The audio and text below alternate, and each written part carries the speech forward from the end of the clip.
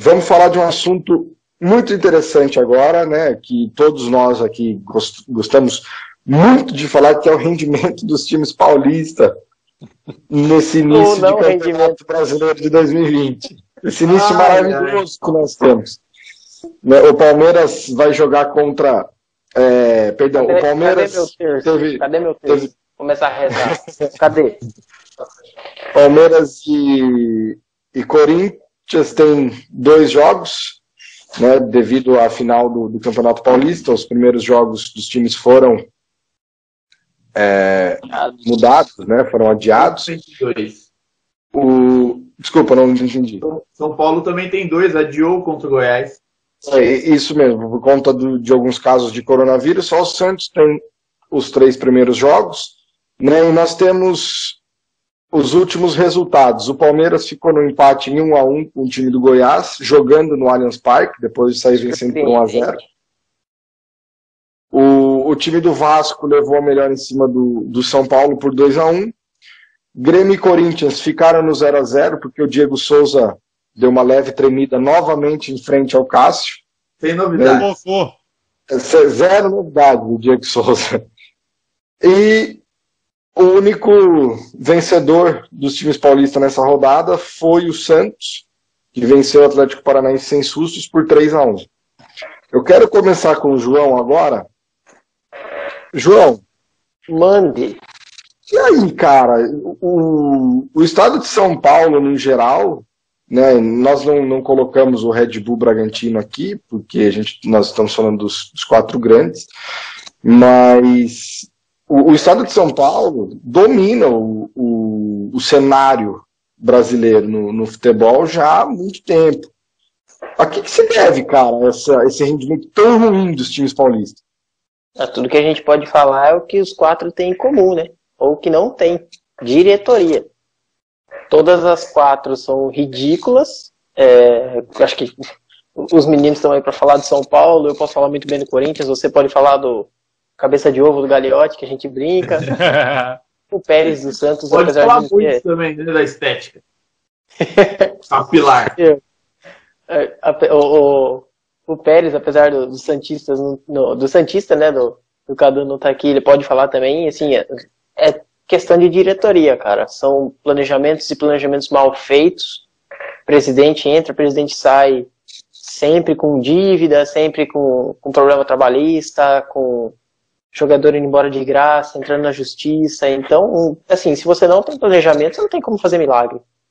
Nesse caso, acho que o Palmeiras é o único que está melhor servido, né, em questão, vamos colocar aí, questão financeira. Mas o Palmeiras tem, quando o Palmeiras está bem, tem picuinha com a família italiana, quando não tá, também tem. Então isso acaba refletindo também no time, o Dudu acabou saindo, sabe, você tem muitos problemas internos que refletem no campo, cara, não tem o que fazer. Infelizmente, pra mim é o maior motivo, não tem culpa de Thiago Nunes, Diniz, assim, os caras que contrataram. Quem contratou esse pessoal que tá tendo essa culpa? Exatamente. Então, é o único martelo, o único prego que a gente tem pra bater com esse martelo, cara. Eu concordo bastante com você, viu, João? As diretorias realmente estão deixando a desejar. O time de São Paulo, por exemplo, lá nos anos ali entre 2005, 2010, né, até um pouco depois, ali 2012, tinha um planejamento, né, uma coisa que era invejável para os outros times. No próprio final dos anos 80, início dos anos 90, com o Expressinho, os primeiros títulos da Libertadores e Mundial. Dava inveja, né, o que a diretoria de São Paulo fazia, e hoje mudou tudo, né, hoje já não é assim. Aproveitando que eu estou falando de São Paulo, vocês dois podem falar melhor também do que eu, mas e aí, cara, o que vocês pensam sobre, como que vocês veem esse início de Campeonato Brasileiro aí pelos times paulistas? Pode começar, Gui. Então, como o João falou, não tem como você culpar outra. Você pode até apontar, o Diniz no São Paulo, a troca de treinador no Santos, a escolha errada do Gesualdo, o Thiago Nunes tentando administrar o vestiário e montar um plantel para o Corinthians, mas sempre vai cair na diretoria. Porque quem colocou o cara que está lá? Quem colocou o Diniz no São Paulo? Tudo bem, você pode até falar, foi os jogadores que colocaram o Diniz no São Paulo. Mas com a parcela do Raí, teve aval, né, da diretoria. Do leco da diretoria inteira. Então, mas o jogador não contrata, né? Então. Sim, não tem como você. E outra, também é uma crítica você, um dirigente, ser mandado pelos seus jogadores. Porque se você é o dirigente, você foi escolhido porque você tem a capacidade de gerir um clube. Se você não tivesse essa capacidade, então o time, você não precisa de dirigente. Bota o jogador lá, eles fazem uma reunião entre eles e escolhem o nome. Então é muita falta de pulso da diretoria, especificamente do São Paulo, de às vezes bater com aquilo roxo na mesa, porque não tem personalidade. Vai muito na da torcida, muita pressão de torcida, pressão interna de conselheiro, pressão de jogador. Agora, eu nunca tinha visto isso no São Paulo, a pressão de jogador para trazer técnico. Mas, e dentro de campo, os próprios jogadores que pediram o Diniz estão derrubando o Diniz. Porque a ideia de jogo é boa, o material humano é bom, mas você vê dentro de campo um time displicente que jogou 10 minutos contra um time do Vasco e tentando se entrosar ainda, foi eliminado na primeira fase do Carioca, então ficou muito tempo sem jogar, tá pegando a forma agora. E o técnico novato, Ramon, do Vasco, demorou 10 minutos para entender o esquema do Diniz e matar o esquema do Diniz. E os jogadores parece que não têm inteligência própria, eles não sabem improvisar. É tudo o que o Diniz fala. Se o Diniz não falou, ele não faz. O jogador não tem raciocínio próprio. Isso que me irrita, não ter vontade, não ter proatividade de tentar uma jogada. O único que tentou mais foi o Paulinho Boia, mas ele ainda é muito limitado com o seu porte físico, às vezes em tomada de decisão, até por ser jovem. Então isso não pode cair nas costas dele, tentar resolver uma partida. Tem que cair nas costas do Daniel Alves, pegar uma bola e arriscar. Cair nas costas o Pablo é um dos únicos que está tentando, está vindo. Se ele não recebe a bola na frente, ele vem buscar, tenta chutar de fora, chuta de dentro, tá na ponta. Fala que o São Paulo fazer o gol, o Pablo tem que rolar para ele mesmo na lateral, cruzar para ele e fazer o gol de cabeça. Porque tá muito osso. E o Diniz também tem sua parcela, porque ele demora para mexer no time, mexe muito pouco. Quando mexe, é para colocar jogador alto, para cruzar a bola na área. Quem dera fosse, né? Faltando 5 minutos para acabar o jogo. Então, e quando eu olho pro banco, quem tá de atacante? Vou colocar Elinho, vou colocar Carneiro. O Pato, não, deixa o Pato ali. Ele quando chegou, chamou o cara de craque, falou que era fã do futebol dele, e hoje ele é a 5ª opção pro ataque. Eu concordo, assim, em tudo que o Gui falou, desde a diretoria, né, a falta de pulso, a falta de peito que a diretoria tem, fala, não, é a gente que vai decidir, vocês não mandam, vocês são jogadores. Tudo bem, tem influência de jogador, como o Daniel Alves dentro do vestiário, como outros jogadores que passaram no São Paulo também tiveram, jogadores de grande nome, mas eles não podem mandar no clube, eles não podem mandar nas decisões da diretoria. Isso é uma crítica que eu faço, porque, assim, Raí, como jogador, craque, ídolo, não tenho que... incontestável, não tenho que falar dele. Agora, o Neto, inclusive, falou isso hoje no Donos da Bola, e é difícil concordar com o Neto, mas eu concordei com ele hoje, quando ele falou que o Raí é um péssimo administrador, ou melhor, ele não é administrador de clube, ele não sabe gerir um clube, não sabe, ele não tem essa capacidade. Tem muito cara, e a gente pode falar isso tanto no jornalismo esportivo, quanto dentro do futebol mesmo, que são ex-jogadores que vão para, aposentam, depois vão assumir alguma outra função, e acham que os caras sabem só porque jogou futebol. Ah, não, eu vou ser diretor de futebol só porque eu joguei bola, eu sei como funciona. Não é assim, meu amigo, não é assim que funciona. Não são assim que as coisas funcionam. E o Raí é um exemplo disso. É um cara que, não sei se ele estudou ou não, mas ao meu ver aqui, ao ver dos torcedores, é um cara muito limitado, que não tem voz ativa lá dentro. Lugano é outro cara omisso. Ele só serve para ir no vestiário gritar com o juiz quando tem cagada contra o São Paulo e mais nada. Você não vê ele administrando nada, você não vê ele viajando para decidir contratação, você não vê ele batendo de frente com o dirigente, né? O São Paulo tá uma verdadeira bagunça lá dentro por parte dos dirigentes, por parte dos conselheiros, e isso acaba se refletindo dentro de campo, obviamente, não tem como. Eu falei há algum tempo atrás com um grupo de amigos meus que um clube, para ele poder ter resultados, ele precisa começar com uma boa administração. Isso é o básico do futebol, básico. Precisa ter uma administração boa para você poder ter resultados dentro de campo.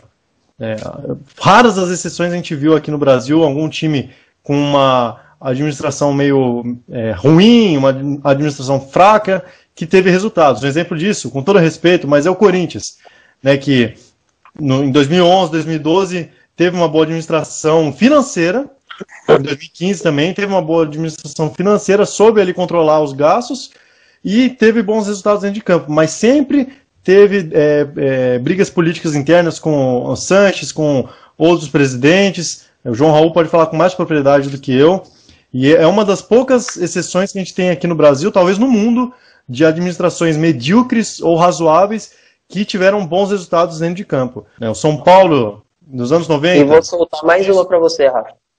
Pode falar. Você falou do Andrés, que o Andrés sempre esteve por trás do Corinthians e de fato ele sempre esteve. Hoje, você comentou do programa do Neto, não sei se você viu até o fim, o Neto deu uma deixa que o Andrés pode ter vendido os name rights da Arena Corinthians pelos 400 milhões que ele queria. E que essa seria a última cartada. Tipo, eu falei que eu ia fazer, eu vou pôr meu pau na mesa e tá aqui, ó, eu fiz. Vocês vão querer me tirar do poder? Tá aí tudo que eu fiz. É questão de diretoria. Você vai, se o cara realmente, o Neto falou que vai falar amanhã, talvez fale o nome da empresa, ou se o negócio tá fechado ou não sei. Ele vai revelar mais coisa amanhã pelo que ele falou, pelo que ele deixou no ar. O Corinthians não desmentiu, emitiu uma nota oficial, não falou que sim, também não falou que não. Então, assim, um comentarista esportivo que não é formado em jornalismo nem nada, é um ex-jogador, tem fontes dentro do clube, a gente sabe, é ídolo do Corinthians até hoje, me solta uma dessa, todo mundo em polvorosa, que faz 6 anos que o Andrés prometeu que isso aí sairia e não saiu até hoje, e assim, a cartada final do Andrés vai ser esses name rights. Se realmente vai ser, a gente não sabe, tem que esperar, mas é mais um jogo sujo, né? Então, e isso aí é a atitude de um presidente de um clube grande como o Corinthians, né? O que o Leco está fazendo no São Paulo é a atitude de um presidente de uma equipe gigante que é o São Paulo, né? A omissão que a gente vê do Pássaro, do Raí, do Lugano ali dentro do clube, né? Deixando, desculpe o palavreado, mas virando cadelinha ali dos conselheiros, sabe? Tudo que eles fazem, tudo que eles fazem, que eles pedem, eles fazem, é mandado por eles. Isso não é atitude, sabe? Você tem que ter peito, ainda mais por se tratar do Raí. Você tem história ali dentro, cara. Lugano também. Né, vocês são campeões mundiais, campeões da Libertadores, vocês são ídolos ali dentro pela torcida, tiveram o nosso aval quando vocês assumiram essa posição, né? E não fazem nada, são omissos. Da Independente, quando fez uma lista, se eu não me engano, em 2016, que era uma exigência de ter Ricardo Rocha. Ricardo Rocha é outro que também. O Ricardo Rocha, eu até tiro um pouco o peso dele, né? Vou tentar agilizar aqui, porque ele, assim, lógico, eu não gostava da omissão dele, mas ele ele ficou em cima do muro para não se queimar, né? Então, ele saiu antes na verdade, a merda já estava fedendo, mas ele saiu antes de feder para valer mesmo. E tentar agilizar aqui, né, a contratação do Diniz. A gente brincou muito no começo ao dinizismo, não sei o quê, futebol envolvente, né, posse de bola, mas não trouxe resultado, sabe? Cadê os resultados? O Diniz no Campeonato Brasileiro tem comandando Fluminense, São Paulo e Atlético Paranaense, tem mais de 30 derrotas, um aproveitamento menor que 40%, sabe? Que técnico visionário é esse? Sabe? Que proposta de jogo interessante, boa é essa que não tem resultado? Né? A gente não entende isso. Tem parcela dos jogadores dentro de campo estarem fazendo corpo mole? Tem sim. Né? O Pato, eu defendo muito ele por conta da posição que o Diniz escala ele, que é uma posição que não favorece o estilo do Pato, né? Ele nunca jogou de costas pro gol, né? Brigando entre os zagueiros, ele nunca foi esse cara. Mas ele precisa correr um pouquinho mais também, né? O Reinaldo, ele precisa correr um pouco mais, sabe? Só quer saber de fazer falta, reclamar com o juiz, tomar cartão, e bater o pênalti, que ontem bateu mal, perdeu, deu a sorte que voltou. Jogadores que eram pilares ali no São Paulo e começaram a falhar em jogos decisivos, exemplo do Arboleda, o Tietê, né, omisso também, um cara que não dá um carrinho, volante, está jogando nessa função, cara, tenta se esforçar um pouco mais, por isso que eu falo do Pablo, tá jogando ali de 9, tenta se esforçar um pouquinho mais, por mais que não seja sua posição. As mexidas do Diniz, as poucas mexidas do Diniz, né, melhor dizendo, porque ele acha que é telecena, pode ficar acumulando para ganhar prêmio depois. Não sei de onde ele tirou isso, né? O cara faz, ainda mais agora com esse regulamento, podem fazer 5 substituições, o cara faz 1, 2 no jogo, sabe? É inadmissível. Ele acha que vai ficar acumulando para no final do... Não, acho que domingo a gente vai jogar contra quem? Contra o Corinthians? Então acho que dá para fazer mais 7 substituições, porque eu não fiz 3 hoje. Sabe? Não faz sentido, cara. Não faz sentido. E as substituições que faz são substituições que não trazem resultado, sabe? Everton na lateral esquerda, Reinaldo de quarto zagueiro. 5 minutos para acabar o jogo. Demorando ainda para fazer substituição. Tudo bem, é treinado? Mas põe o cara na posição dele, pô. Põe o cara. Improvisar uma vez, outra. Beleza, tranquilo. Agora, todo jogo, insistir na mesma escalação inicial, que é um erro, e nas substituições, insistir nas mesmas substituições, você acha que cometendo os mesmos erros, você vai trazer algum resultado diferente? Não vai, amigão, não vai. Infelizmente, essa é a realidade de São Paulo. É uma diretoria omissa, que não consegue administrar o clube, que é mandada por jogadores que daqui 6 meses estão indo embora, que não vão mais aparecer no clube, e... um catadão lá que, pelo amor de Deus, cara, é triste ver o que São Paulo se tornou hoje. É triste ver o que São Paulo se tornou hoje. A gente falou aqui do exemplo que São Paulo foi, hoje é um exemplo a não se seguir, porque tá feia a situação. Ai, como eu amo essas pistoladas clubistas que vocês dão aqui, cara. Davi, por favor. Só para apontar um negócio do Diniz, eu ouvi uma opinião hoje, eu não me lembro, se eu não me engano foi do Sormani, no Fox Sport Rádio, e eu concordei muito com ele. Ele falou, lá em 2016, quando a gente viu o Audax do Diniz jogar, a gente falou, nossa, finalmente um treinador do Brasil com uma proposta inovadora de jogo, uma proposta muito boa. Hoje, muitos anos depois, essa carreira dele evoluindo, a gente começa a se perguntar, será que essa ideia é tão boa assim? Será que não é só mais uma tentativa de inovação, mas a ideia não é tão boa assim? Ai, cara, como eu gosto, de verdade mesmo, eu adoro isso, essas... Fala do Verdão, fala do Verdão. Cara, não tem nada pra falar do Palmeiras. O Palmeiras, infelizmente, o Palmeiras foi campeão paulista, tá? Infelizmente, porque aí eles acham que tá tudo bem. O time foi campeão, tá tudo certo, não precisa mexer. Mas, cara, não dá pra manter o Lucas Lima no time, não dá pra manter Rafael Veiga no time, não tem como manter Bruno Henrique no time, não tem mais como manter Gustavo Scarpa no time. O meio-campo do time do Palmeiras, cara, não vou dar minha opinião, não, eu vou só apresentar aqui hoje.